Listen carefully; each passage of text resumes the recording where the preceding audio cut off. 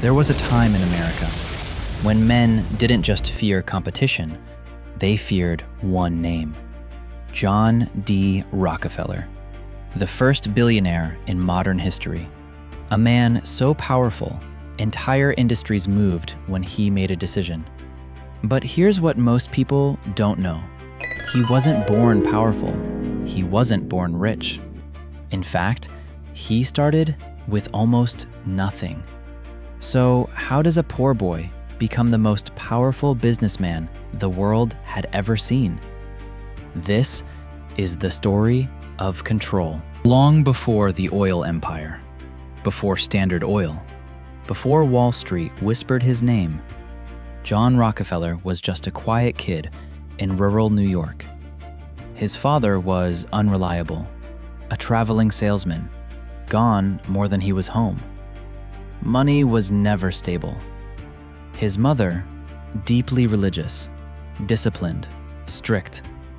She taught him one thing that would define his life: save, spend carefully, and trust no one with your future. At 16 years old, he took his first job as a bookkeeper's assistant. Not glamorous, not powerful, but it taught him something priceless.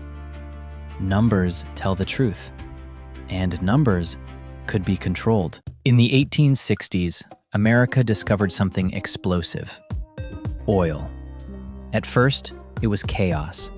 Everyone was drilling, everyone was refining, everyone was trying to get rich fast.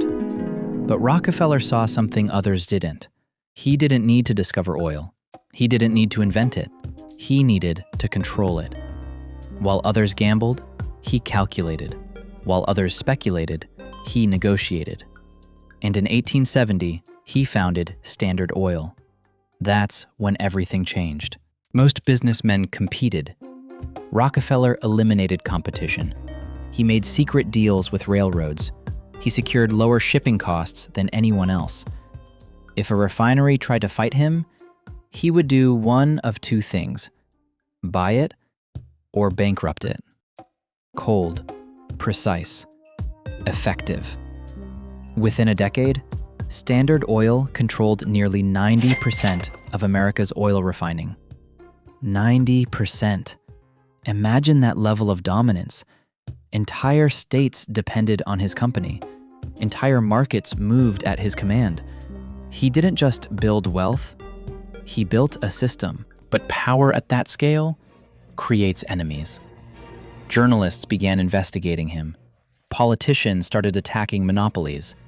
And in 1911, the US Supreme Court ordered Standard Oil to break apart. To many people, it looked like defeat. But here's the twist. When Standard Oil was split into smaller companies, Rockefeller kept shares in all of them. In those companies, they grew even bigger. His wealth didn't shrink, it multiplied. He became the richest man in modern history. Adjusted for inflation, richer than most billionaires today. But power wasn't the final chapter. As he aged, Rockefeller changed. He began giving away his fortune, funding universities, medical research, public health initiatives. He donated over $500 million in his lifetime, an unimaginable amount at the time. The same man once called ruthless became one of the greatest philanthropists in history. So what made him different? It wasn't luck, it wasn't invention, it wasn't even oil. It was control. Control over costs, control over systems, control over emotion. While others chased opportunity, he built infrastructure. While others wanted fast money, he wanted permanence. And that's the difference between being rich and building an empire. If you enjoyed this story of power and strategy, this is just the beginning. Welcome to Vantage Peak, where we study the minds that shaped the world.